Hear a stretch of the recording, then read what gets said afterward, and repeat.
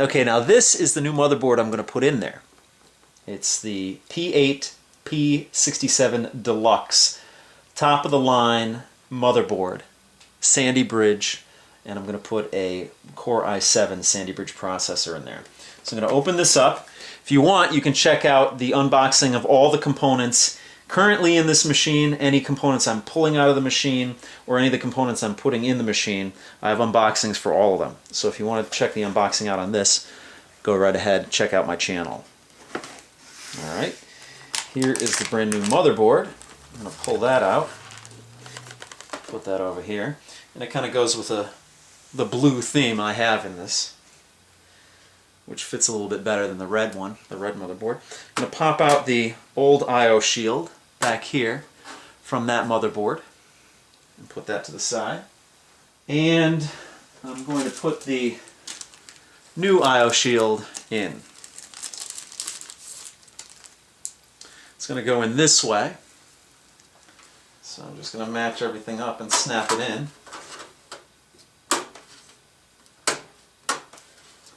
Okay. Okay, we've got the motherboard out, and what we want to do is put the new one in.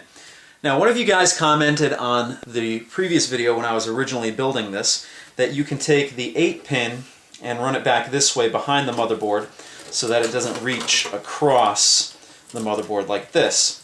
So we're actually going to try that out. I'm going to reroute this back through here and up and through, and that way I just make the case a little bit cleaner.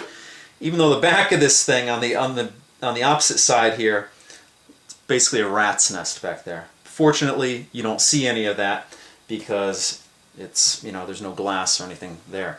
So what I'm going to do is I'm going to remove the other side and I'm going to reroute this through here, and hopefully this works out for me.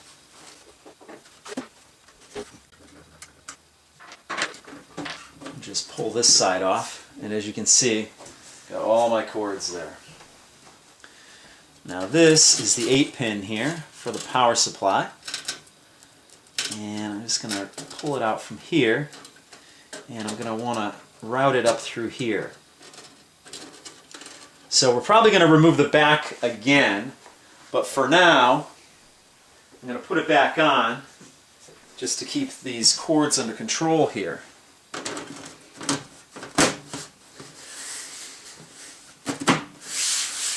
There we go.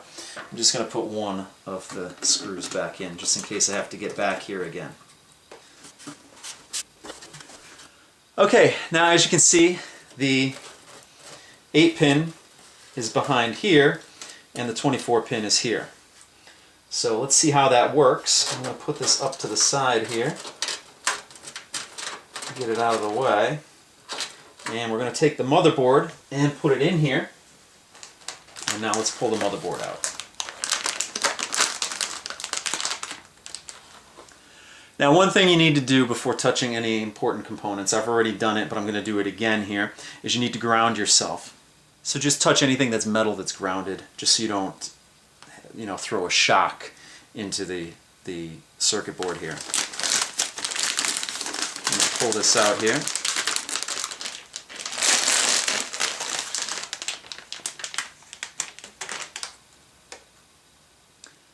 And there we go. That's the motherboard. Now, something that's interesting on the back here that I didn't show you when I was unboxing it, it has a Bluetooth module right there, built right into it. So that's going to come in handy. I want to try that out when I sync it with my phone. You've got regular USB ports here. You have eSATA. You have on the back, you have two, let's see if I can rest it here, you have two USB 3.0s. You have two LANs here. You have obviously your audio here, and FireWire, and two eSATAs here, optical out. And one thing to note, this is the highest end P8P67 board that they make.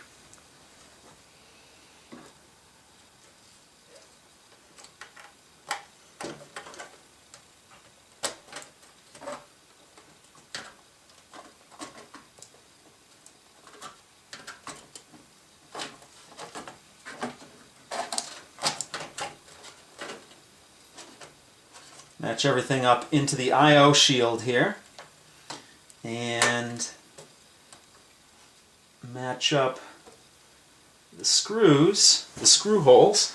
And let's start with one up here in the center. We'll put that one in just to get everything started.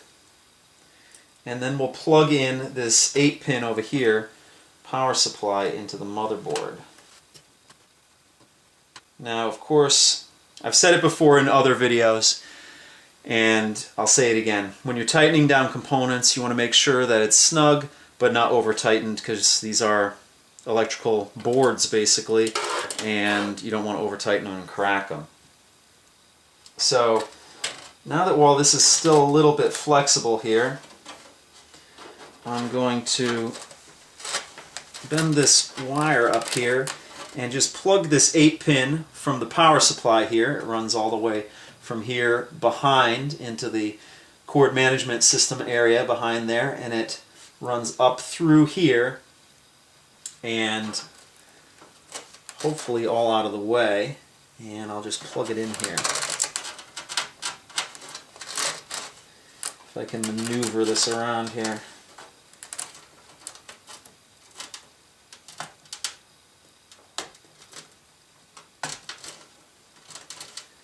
There we go.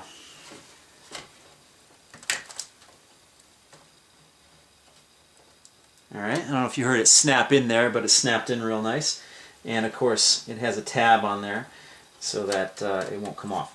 But now it's out of the way. It's not going to be running across any of the RAM or anything like that. And I'm going to have to get behind there again anyway, because I'm going to have to put the mounts on for the CPU cooler. But I'll straighten that up in a bit. But for right now, everything's good to go. What I'm going to do is I'm going to attach the other 8 screws and mount this motherboard down, and then we can go and start plugging things in and putting the CPU in and CPU cooler and all that.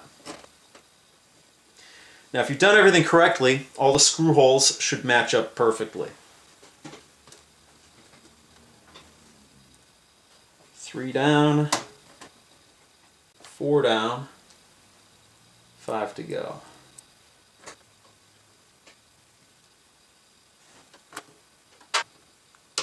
6 down, 3 to go.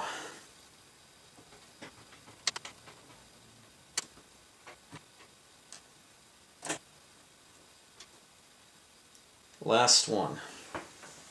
It's kind of tight in here because it's right by the 8-pin power supply. There we go. Not so bad.